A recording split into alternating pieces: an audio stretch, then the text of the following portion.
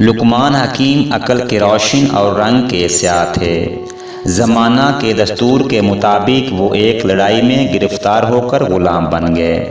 بکتے بکتے ایک تاجر کے پاس پہنچے۔ اسے معلوم نہ تھا کہ یہ لقمان ہیں۔ اس نے آپ کو مزدوری پر لگا دیا۔ وہ آپ سے گارا بنانے کا کام لیتا تھا۔ ایک دن تاجر نے اپنے سب غلاموں کو باغ میں میوہ چننے بھیجا۔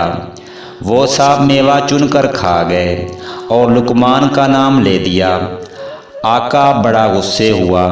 لقمان نے کہا، اگر مجھ پر الزام ثابت ہو تو میں بے شک قابل سزا ہوں۔ چوری معلوم کرنے پر ایک تجویز دیتا ہوں۔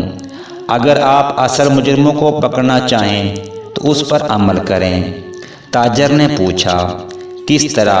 لقمان نے عرض کیا، آقا پانی میں لہسن کی پوتھی ڈال کر اسے ابالیے اور وہ ابلا ہوا گرم پانی سب کو پلا کر حکم دیجیے کہ 1 گھنٹہ کھیت میں دوڑیں۔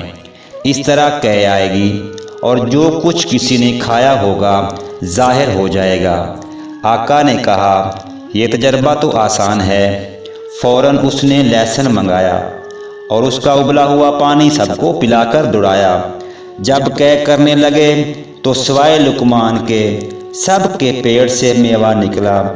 آقا نے سب غلاموں کو سزا دی اور لقمان سے معافی مانگتے ہوئے کہا، میں نے نا سمجھی سے جو آپ کو نہ پہچانا، وہ میری خطا تھی۔ اللہ اسے معاف کر دیجیے گا۔ آئندہ گھر کا سب انتظام آپ کے سپرد ہے۔ آپ سیاہ و سفید کے مالک ہیں، جو چاہیں کریں، میں کچھ دخل نہ دوں گا۔